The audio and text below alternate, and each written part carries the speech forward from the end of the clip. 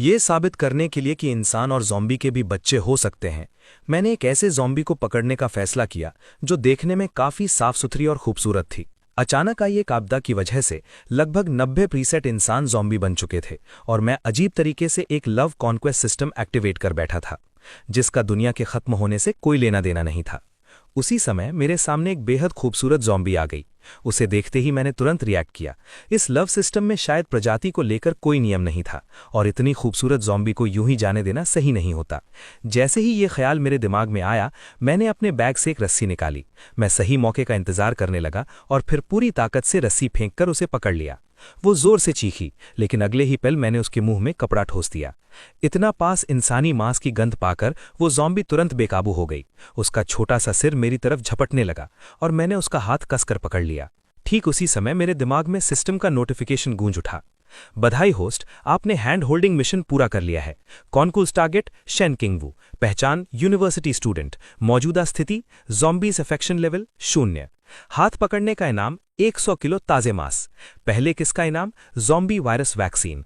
पूरी तरह कॉन्क्वेस्ट करने पर जेनेटिक एवोल्यूशन पोशन। इतने बड़े इनाम देखकर मेरी सांसें अचानक तेज हो गईं। सिर्फ 100 किलो मांस ही मुझे 2.5 साल तक आराम से जिंदा रख सकता था और उसके बाद के 2 इनाम तो और भी ज्यादा कीमती थे। लेकिन अभी सबसे बड़ी समस्या ये थी कि मैं शेन किंगवू का अफेक्शन लेवल बढ़ाऊं कैसे। थोड़ी देर सोचने के बाद मैंने हाथ बढ़ाया और उसके मुंह से कपड़ा निकाल दिया। तुरंत ही वो मुझ पर गुस्से में गुर्राने लगी। उसके नुकीले दांत आपस में घिस रहे थे, जिसकी आवाज सुनकर मेरे रोंगटे खड़े हो गए। बिना कुछ कहे मैंने सीधे सिस्टम की इन्वेंट्री से मांस का एक टुकड़ा निकाला और उसके मुंह में ठोस दिया। तुरंत ही उसकी गुर्राहट बंद हो गई। अगले ही पल वो उस मांस के टुकड़े को पागलों की तरह भाड़ने लगी। ये सब देखकर मैं बेबस होकर आह भरने लगा। उसके मुंह में इतने नुकीले दांत देखकर लग रहा था कि पहले किस वाला इनाम अभी के लिए मेरी पहुंच से बाहर है। उसी वक्त बगल वाले कमरे का दरवाजा अचानक खुल गया। अंदर से एक आदमी और एक औरत बाहर आए। दरवाजा खुलते ही वो औरत बोलने लगी, अरे हैंडसम, मैं और मेरे पति 2 दिनों से कुछ नहीं खाए हैं। तुम्हारे पास इतना सारा खाना है, तुम तो एक लाश को भी खिला रहे हो। थोड़ा सा हमें भी दे दोगे? ये दोनों एक नए नवीले शादीशुदा जोड़े थे। पति का नाम शेन लियांग था और पत्नी का नाम लिन वान। आमतौर पर ये दोनों हमेशा बाहर का खाना मंगाकर खाते थे। इनके घर में जरा सा भी खाना स्टोर करके नहीं रखा था। मेरी पिछली जिंदगी में मैंने इनकी मीठी मीठी बातों पर भरोसा कर लिया था और बेवकूफ़ी में अपना खाना इनके साथ बांट दिया। मुझे लगा था कि ये लोग मेरे एहसानमंद होंगे, लेकिन हुआ बिल्कुल उल्टा। जब मैं बाहर सामान ढूंढने गया था, तब इन्होंने मेरा सारा सामान लूट लिया और ऊपर से मेरे कमरे को बाहर से बंद कर दिया। मैं जितना भी चिल्लाया, इन्होंने मेरे लिए दरवाज़ा नहीं खोला। ऐसे एहसान फरामोश और धोखेबाज लोगों को मैं फिर से खाना कैसे दे सकता था? लेकिन मेरे सामने खड़ी ये लिन वान शायद किसी काम आ सकती है। जैसे ही ये ख्याल मेरे मन में आया, मेरी आंखों के सामने सिस्टम का इंटरफेस फिर से खुल गया। नाम लिन वान जी, पहचान शादीशुदा महिला, अफेक्शन लेवल 0। हाथ पकड़ने का इनाम 100 किलो ताजे फल और सब्जियां। पहले किसका इनाम? 120 मीटर का फर्निश्ड घर। पूरी तरह कॉन्क्वेस्ट करने पर 1000 स्क्वायर मीटर की लग्जरी विला।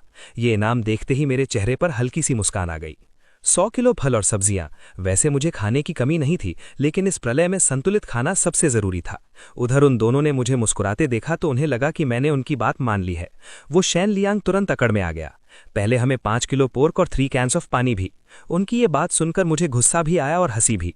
मैंने कब तुम्हारी बात मानी? मेरा खाना चाहे इतना बच जाए कि मुझे कुत्तों को खिलाना पड़े, फिर भी मैं तुम्हारे जैसे गद्दारों को कभी नहीं दूंगा। ये कहकर मैंने शेन किंगवू को वापस कमरे में धक्का दे दिया। शेन लियांग गुस्से में मुझे घूरने लगा।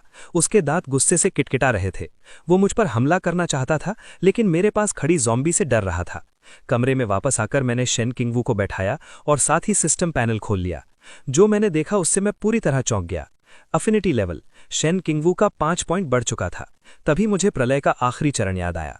मेरी पिछली जिंदगी में विकसित ज़ॉम्बीज में धीरे धीरे समझदारी आने लगी थी। क्या ये हो सकता है कि शेन किंगवू भी इवॉल्व कर सकती है? आखिर ऐसा कैसे कि बस थोड़ा सा मांस देने पर ही उसका अफिनिटी लेवल 5 पॉइंट बढ़ गया? ये तो एक नॉर्मल लड़की को पटाने से कहीं ज्यादा आसान है। ये सोचकर मैंने उसे कुछ और कच्चे मांस के टुकड़े दिए और उसका अफिनिटी लेवल 10 तक पहुंचा दिया। शुरू में तो मैंने सोचा था इसी तरह उसे और खिलाता रहूंगा, लेकिन जब मैंने उसका छोटा सा गोल पेट देखा तो मैंने रुकने का फैसला किया। फिर मैंने दोबारा उसके मुंह में कपड़ा ठूस दिया और अपने अगले कदम के बारे में सोचने लगा। ज़ॉम्बी प्रलय शुरू होने के 1 महीने बाद एक भयानक ठंड आने वाली है। मेरे पास तैयारी के लिए सिर्फ 20 दिन से थोड़ा ज्यादा समय है। सबसे पहले मुझे सप्लाई की समस्या हल करनी होगी। खाना और पानी जीने के लिए सबसे जरूरी है। उसके बाद गर्म कपड़े और दवाइयाँ। ये सब चीज़ें तो किसी तरह मिल सकती हैं, लेकिन सेफ हाउस सबसे ज़रूरी चीज़, उसके बारे में मुझे ज़रा भी आइडिया नहीं था। वो सेफ हाउस सिर्फ मजबूत ही नहीं होना चाहिए, बल्कि अंदर का तापमान भी स्थिर रखना होगा। ऐसी जगह ढूंढना जो ये सारी शर्तें पूरी करे लगभग नामुमकिन था। जहां तक मुझे पता है पूरे शंघाई शहर में ऐसी कोई जगह नहीं है। लेकिन तभी मेरे दिमाग में एक आइडिया आया। मुझे पहले किस वाले इनाम की याद आई। मैंने तुरंत अपने दिमाग में सिस्टम को बुलाया। सिस्टम, जो घर रिवॉर्ड में मिलेगा, क्या वो पहले से बना हुआ है या कहीं भी अचानक बन सकता है? सिस्टम ने जवाब दिया, रिवॉर्ड में मिलने वाले सभी घर शुरुआत से बनाए जाते हैं। होस्ट अपनी मर्जी से उनकी लोकेशन चुन सकता है। मैंने तुरंत अगला सवाल किया, अगर मुझे घर के लिए कुछ खास चीज़ें चाहिए हों, जैसे टाइटेनियम एलॉय से बना हो, उसमें एक सीक्रेट एग्जिट हो, साथ में वेयरहाउस, मेडिकल और कम्युनिकेशन इक्विपमेंट भी हो? सिस्टम कुछ सेकंड के लिए चुप रहा, फिर उसने जवाब दिया, होस्ट को कंस्ट्रक्शन के लिए ब्लूप्रिंट देना होगा। इसके अलावा कम्युनिकेशन और मेडिकल इक्विपमेंट इसमें शामिल नहीं है। होस्ट को ये चीज़ें खुद ही हासिल करनी होंगी। ये सुनकर मैं खुशी से पागल हो गया। इसका मतलब मेरा टाइटेनियम एलॉय से बना सेफ हाउस सच में बन सकता है। उसी वक्त अचानक दरवाजे पर दस्तक हुई। लिन वांसी दरवाजे के बाहर अकेली खड़ी थी। काफी देर तक किसी ने दरवाजा नहीं खोला। उसका दिल बेचैनी से धड़क रहा था। गलियारे के दोनों तरफ अंधेरा था। कौन जाने कब कोई ज़ॉम्बी अचानक सामने आ जाए। जैसे ही वो हार मानने वाली थी, दरवाज़ा आखिरकार खुल गया। उसके चेहरे पर हल्की सी राहत दिखी, लेकिन जैसे ही उसने मेरे हाथ में पकड़ा हुआ बड़ा चाकू देखा, उसका दिल बैठ गया। वो जल्दी से बोली, अब गलत मत समझना, मेरे पास कोई हथियार नहीं है। मैंने अपनी आंखें सिकोड़कर उसे ऊपर से नीचे तक देखा। लिन वांसी को भी समझ आ गया कि मैं उसे परख रहा हूं।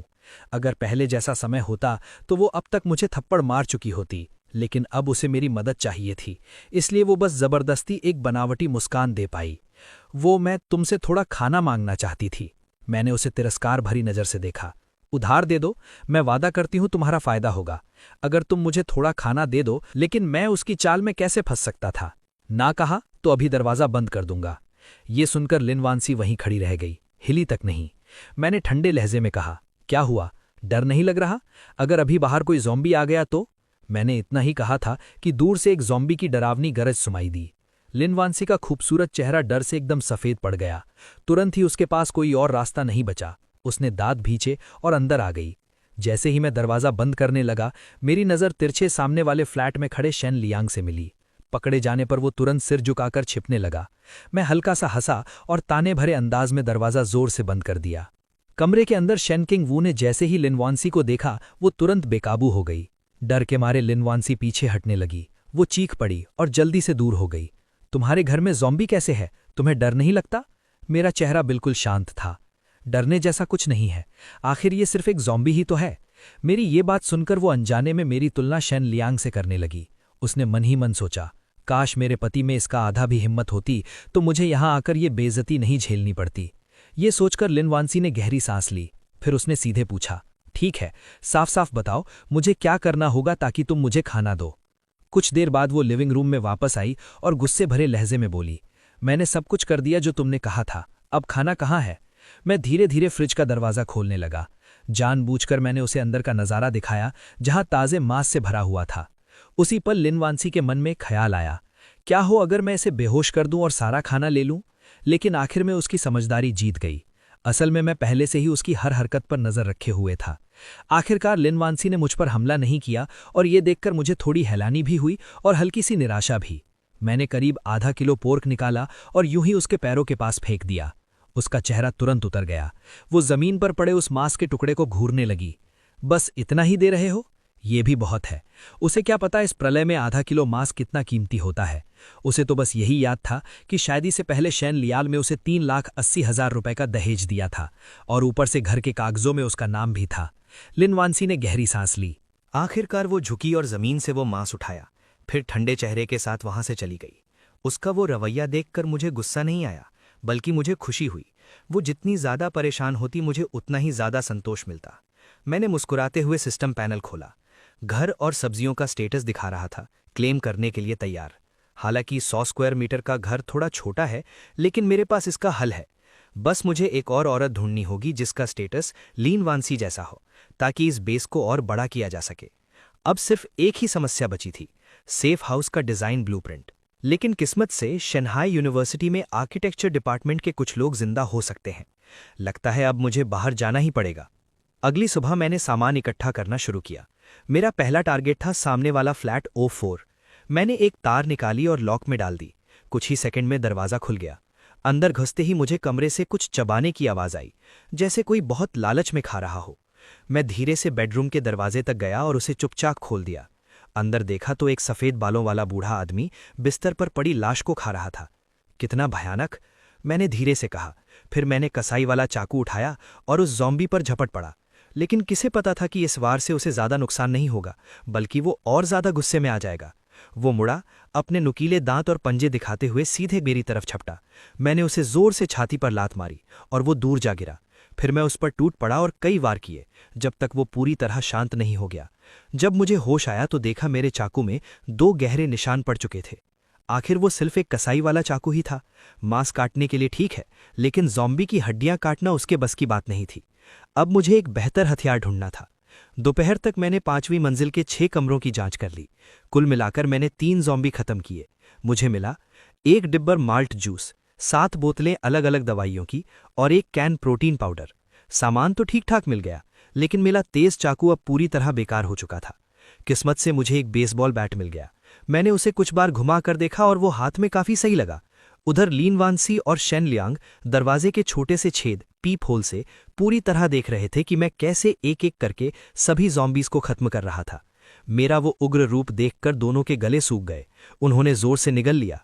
अंदर ही अंदर उन्हें राहत मिली कि उन्होंने मुझे उकसाने की बेवकूफ़ी नहीं की, वरना अब तक वो दोनों भी खत्म हो चुके होते। जब तक उन्हें मेरे कमरे का दरवाज़ा बंद होने की आवाज़ नहीं सुनाई दी, तब तक वो बाहर आने की हिम्मत नहीं कर पाए। फिर धीरे धीरे बाहर निकले और हर कमरे को ध्यान से चेक करने लगे।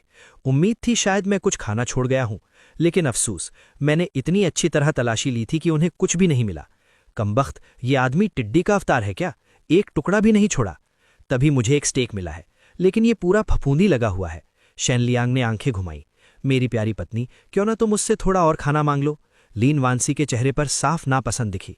लेकिन हमने कल ही थोड़ा खाया था, मुझे अभी ज्यादा भूख नहीं है। अभी नहीं है, लेकिन बाद में तो लगेगी ही। क्या तुम इंतजार करोगी जब तक वो सारा खाना उन जिंदा लाशों को खिला दे?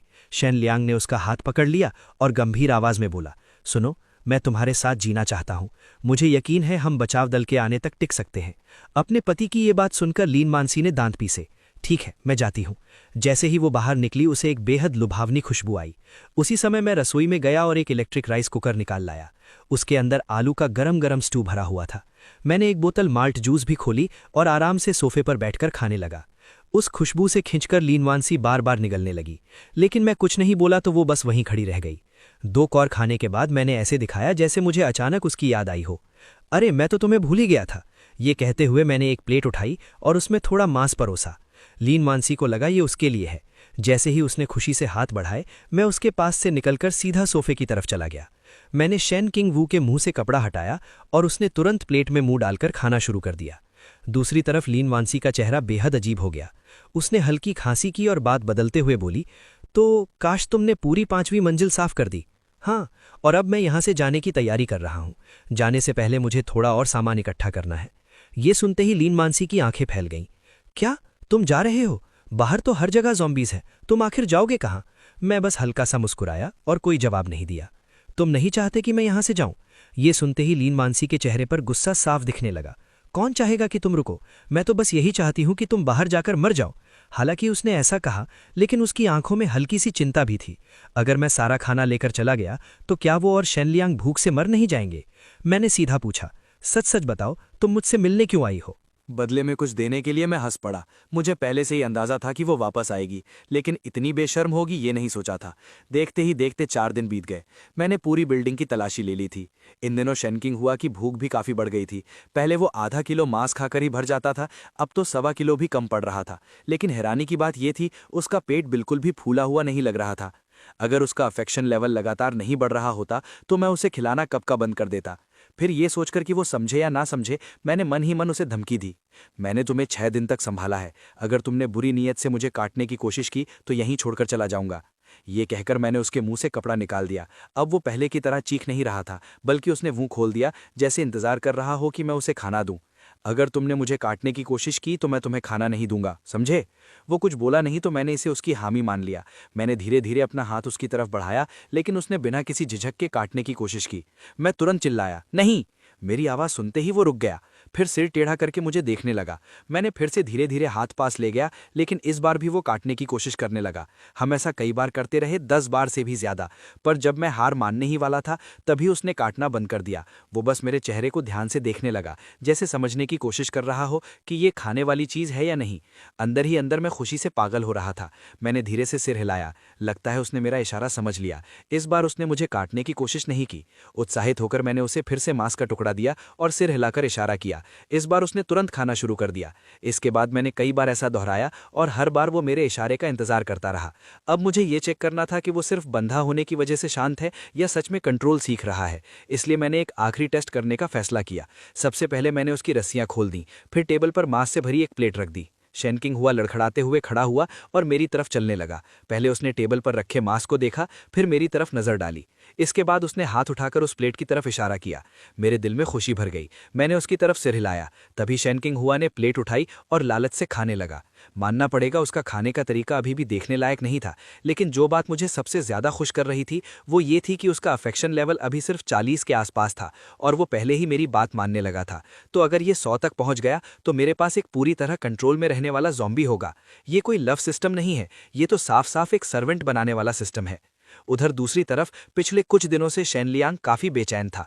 उसे पता चल चुका था कि मैं यहां से जाने वाला हूं, चाहे खाने के लिए हो या बदला लेने के लिए। वो मुझे जिंदा जाने नहीं देना चाहता था, लेकिन अकेले वो कुछ नहीं कर सकता था।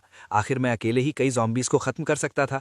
इसलिए उसने अपनी पत्नी के साथ एक प्लान बनाना शुरू किया। सुनो, हम उसे ऐसे जाने नहीं दे सकते, कम से कम उसे खाना लेकर तो नहीं जाने देंगे। ऐसा करो, तुम फिर से उससे खाना मांगने जाओ और जब वो सो जाए तो दरवाज़ा खोल देना, फिर हम मौका देखकर उसे खत्म कर देंगे।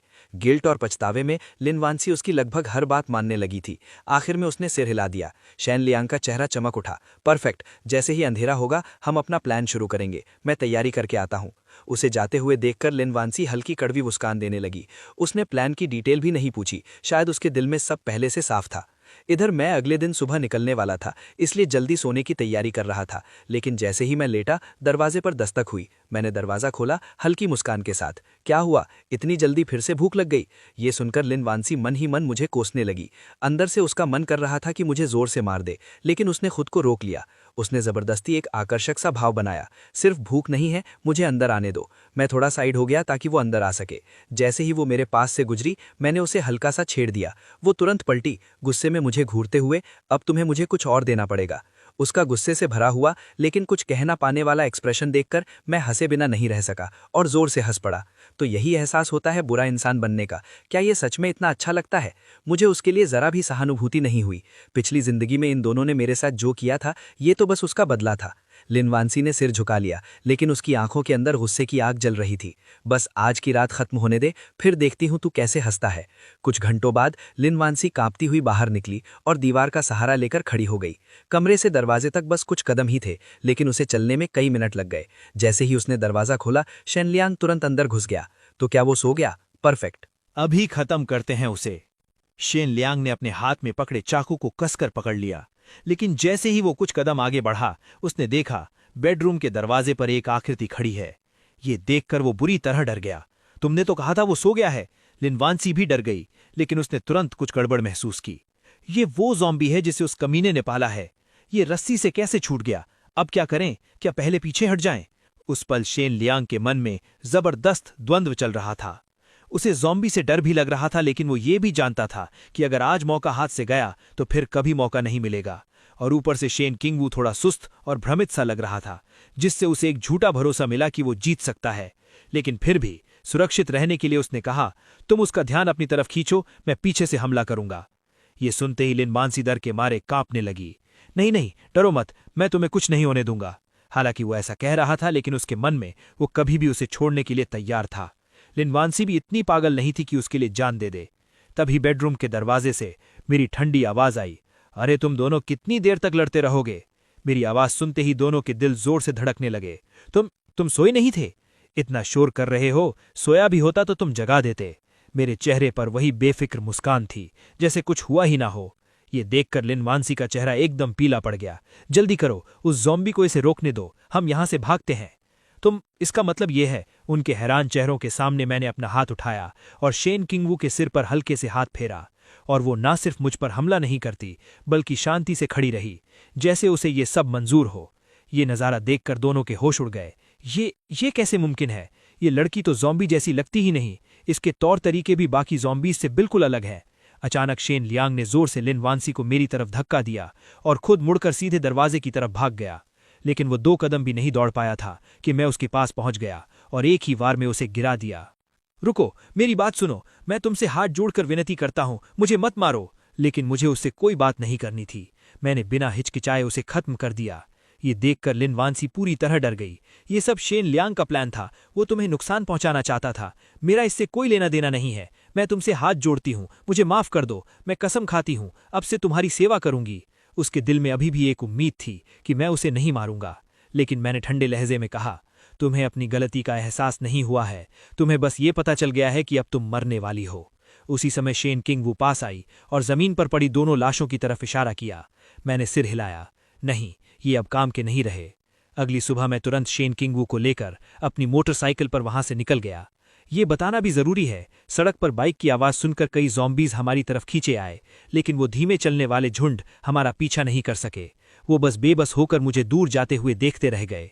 जब मैं शिन्हाई यूनिवर्सिटी पहुंचा तो पीछे लगे ज़ॉम्बीज के झुंड से बचने के लिए मैं किसी भी बिल्डिंग में घुसने ही वाला था, तभी मुझे इस तरफ से किसी की आवाज सुनाई दी। मैं एक पल के लिए रुका, फिर मैंने मोटरसाइकिल छोड़ दी और उसी दिशा में दौड़ पड़ा जिसने मुझे बुलाया था। मुझे अपनी तरफ आते देख वो तुरंत खिड़की से हट गया। मैंने खिड़की के फ्रेम पर हाथ रखा और एक झटके में अंदर कूद गया। लेकिन शेन किंगवू वहीं रुक गई। उसे समझ ही नहीं आया कि खिड़की से अंदर कैसे चढ़ना है। वो बस बाहर खड़ी रह गई, थोड़ी हैरान और जड़सी। कुछ उत्साही स्टूडेंट्स उसकी मदद करने आगे आए, लेकिन मैंने उन्हें रोक दिया। जरूरत नहीं है, वो खुद कर लेगी। ये कहकर मैं बाहर झुका और उसके बगल से पकड़कर आसानी से उसे अंदर खींच लिया। अंदर आते ही एक लड़का जो अमीर घराने का लग रहा था बोल पड़ा, तुम वही हो ना जिसे मेरे पापा ने हमें बचाने के लिए भेजा है? उसका नाम था कू चेंगू। अपने मेयर के बेटे होने का फायदा उठाकर उसने बाकी लोगों को बेवकूफ बनाया था कि उसका पिता उन्हें बचाने के लिए लोग भेजेगा। इसी वजह से वो इस ग्रुप का लीडर बन गया था। मैंने उसकी तरफ बढ़ाया हुआ हाथ पूरी तरह नजरअंदाज कर दिया। और तू है कौन? क्या मैं तुझे जानता हूं? ये सुनते ही गू चेंगू का चेहरा उतर गया। उसने ये सब सिर्फ अपनी इज्जत बढ़ाने के लिए कहा था, लेकिन मैंने उसे बिल्कुल भी इज्जत नहीं दी। अपनी इज्जत बचाने के लिए वो अकड़ में बोलने लगा, मतलब तुम भी हमारी तरह एक सर्वाइवर हो, तो फिर तुम्हें हमारे नियम मानने होंगे। ये सुनते ही उसका एक आदमी आगे बढ़ा और मेरे बैग को छीनने की कोशिश करने लगा। मैंने उसका हाथ झटक दिया और एक कदम पीछे हट गया। क्या कर रहे हो तुम? गू चेंगू ने तुरंत एक बनावटी सही बनने वाला चेहरा बनाया। ताकि हम सब जिंदा रह सकें तुम्हें अपना सारा सामान हमें देना होगा, ताकि हम उसे बराबर बांट सकें। मैं हल्का सा ठंडा हंसा। तुम जियो या मरो, मुझे उससे क्या फर्क पड़ता है? ये सुनते ही गू चेंगू ने जानबूझकर अपनी आवाज ऊंची कर दी ताकि सब सुन सकें। अगर हर कोई तुम्हारी तरह स्वार्थी होता तो हम सब कब के भूख से मर चुके होते। हम जो कर रहे हैं वो है संसाधनों का सही और समझदारी से इस्तेमाल।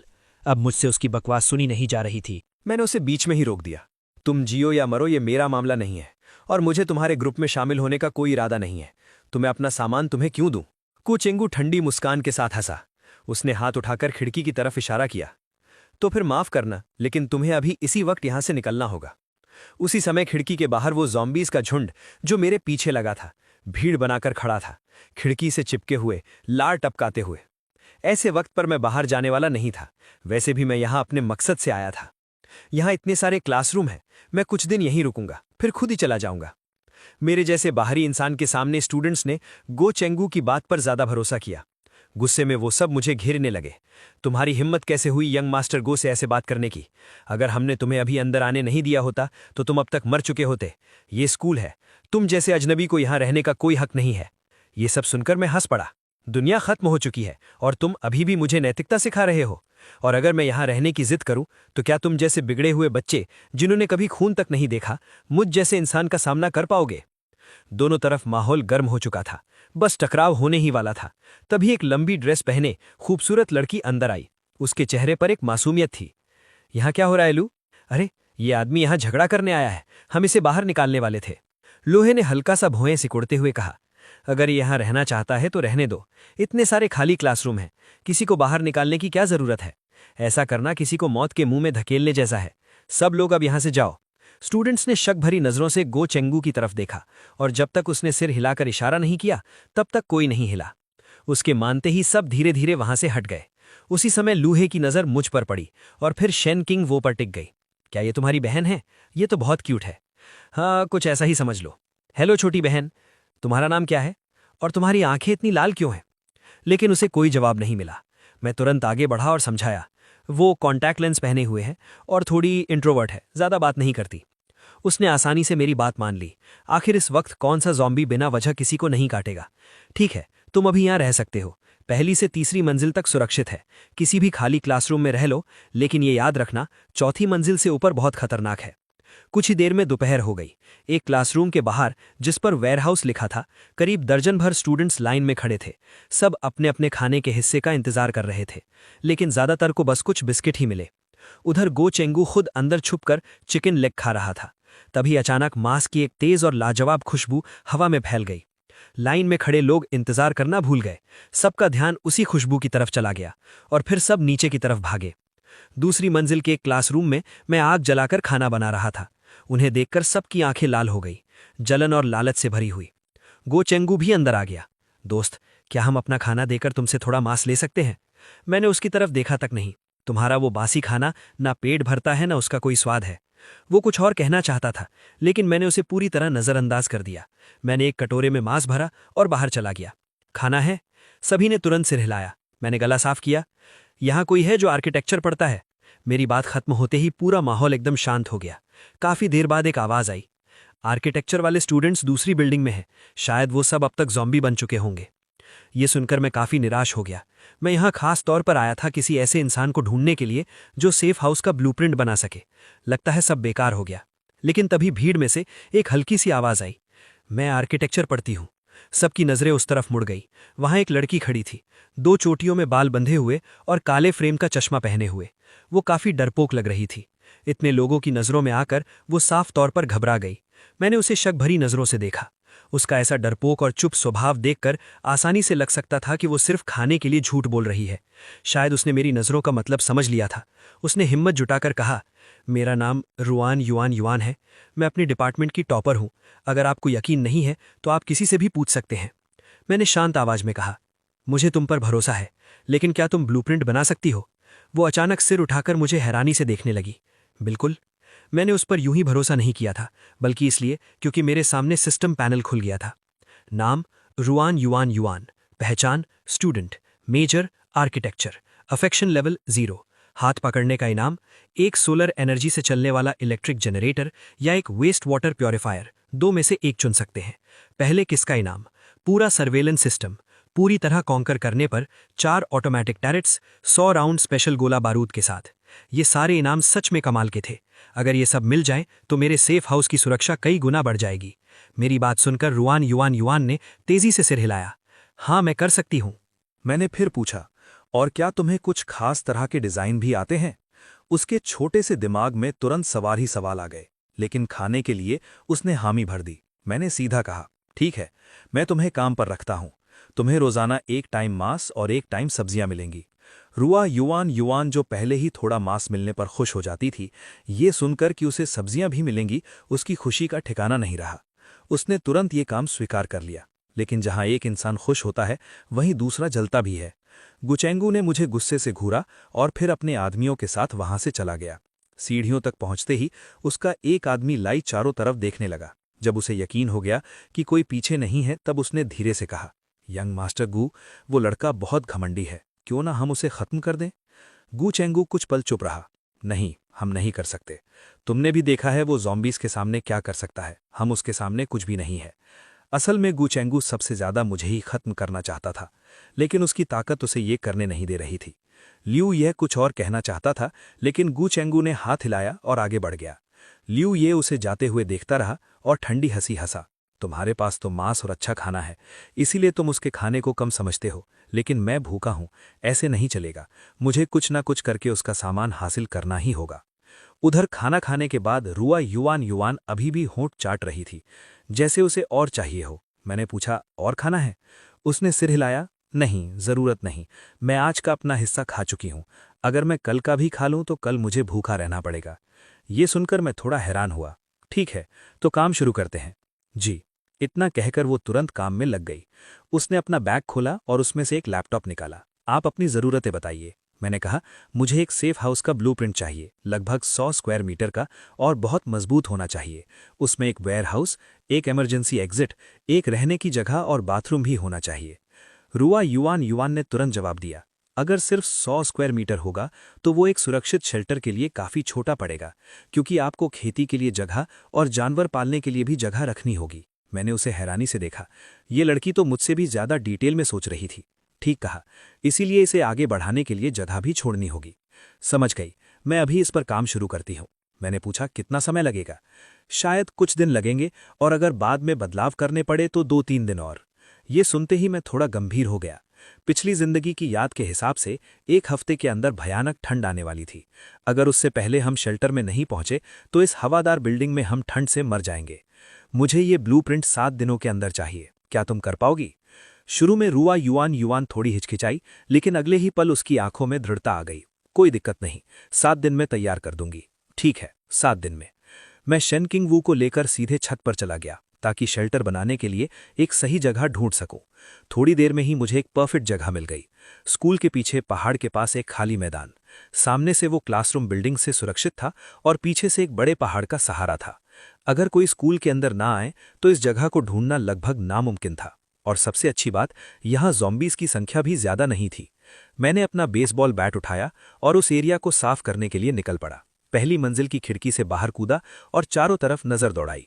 आसपास और ज़ॉम्बीज़ घूम रहे थे। मैंने बहुत सावधानी से एक को ख़त्म किया, लेकिन फिर भी बाकी 3 अलर्ट हो गए। सबसे पहले एक टी-शर्ट पहने लड़का सीधे मेरी तरफ झपटा।